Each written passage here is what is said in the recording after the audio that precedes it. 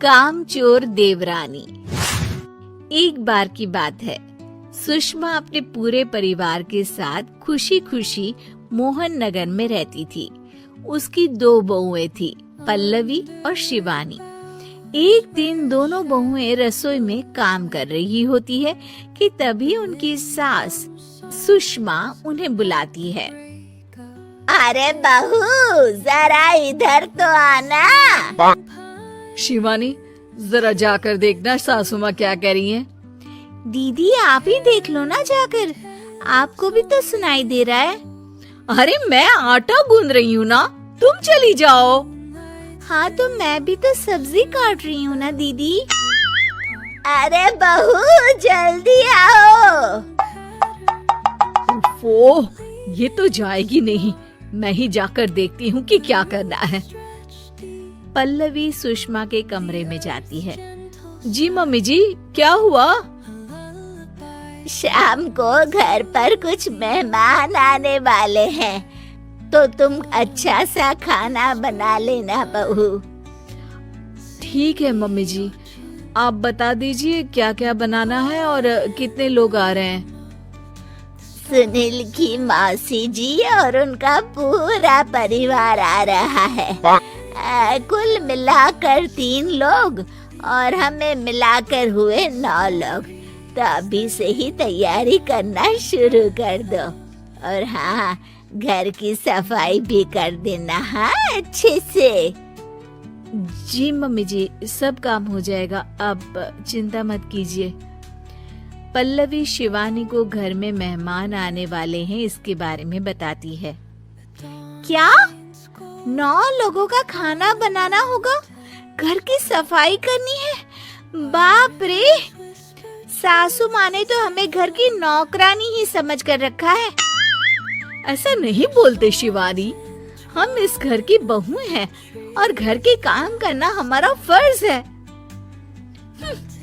दीदी तो है ही सासू माँ की चमची, जब देखो सासू माँ सासू माँ। मैं तो इतना सारा काम नहीं करने वाली।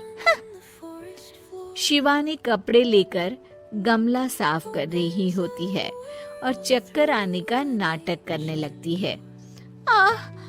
मेरा सिर चकरा रहा है। तभी वहाँ पल्लवी और सासू माँ जाते हैं। अरे बहू, क्या हो गया तुम्हें? मम्मी जी, बहुत तेज सर में दर्द हो रहा है।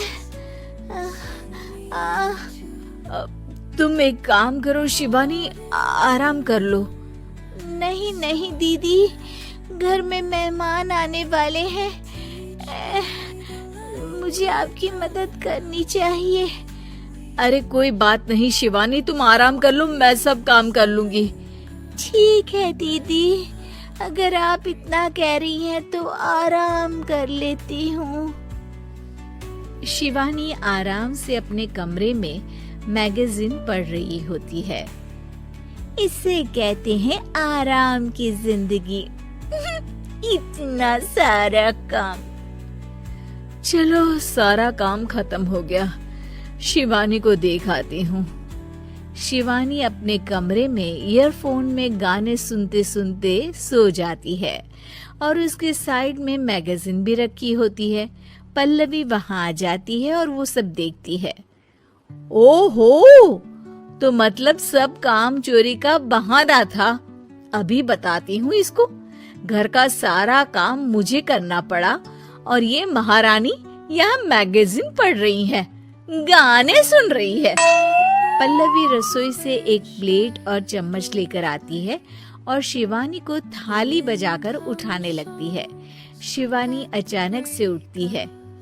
उठ गई महारानी, गाने भी सुन लिए, मैगजीन भी पढ़ ली। तुम तो बहुत बड़ी झूठी निकली शिवानी। तुमने सर दर्द का बहाना बनाया ताकि काम करने से बच सको। हाँ, बनाया बहाना, तो क्या करती, इतने सारे काम करती। मुझे कोई शौक नहीं है चापलूसी का। क्या चापलूसी? तुम्हें लगता है कि मैं सारे काम चापलूसी के लिए कर रही हूँ? नहीं तो क्या। तभी वहाँ सासू माँ आ जाती हैं। अरे बहू, वो लोग बस आने ही वाले हैं, तुम तैयारियां कर लो। जी सासू माँ, तुझे तो मैं बाद में देखती हूँ। सब खाना खाने बैठते हैं और खाना शुरू करते हैं। तभी सुनील की मौसी बोलती है, वाह भाई वाह, खाना तो बहुत ही अच्छा बना है सुषमा जी, एक एक चीज में क्या स्वाद है। ये सुनकर शिवानी मुंह बना लेती है। उसे अपनी जेठानी की इतनी तारीफ रास नहीं आती। आपकी बहुएं तो बहुत ही अच्छा खाना बनाती हैं। हाँ, बनाती तो दोनों ही अच्छा है, पर आज ना ये सारा खाना बड़ी बहू ने बनाया है। छोटी बहू की तबीयत ठीक नहीं थी, सो इसलिए। मानना पड़ेगा सुषमा जी, आपकी बड़ी बहू तो बहुत ही गुणवान है। पल्लवी की तारीफ सुनकर शिवानी को जलन होती है। पल्लवी ये सुनकर खुश हो जाती है और शिवानी की तरफ देखकर उसे चिढ़ाती है। कुछ देर बाद मेहमानों के जाने का वक्त हो जाता है। मौसी जी सबके लिए उपहार लाई होती है। वो सबको शगुन के पैसे देती हैं और अंत में पल्लवी के पास आती है। तुम्हारे लिए शगुन का लिफाफा तो है ही, पर बहू तुम्हें एक और उपहार भी मिलेगा, इतना अच्छा खाना बनाने के लिए। मौसी अपने सोने के कंगन निकालकर पल्लवी को पहना देती है। ये लो, ये मेरे मनपसंद कंगन है, अब से ये तुम्हारे हुए।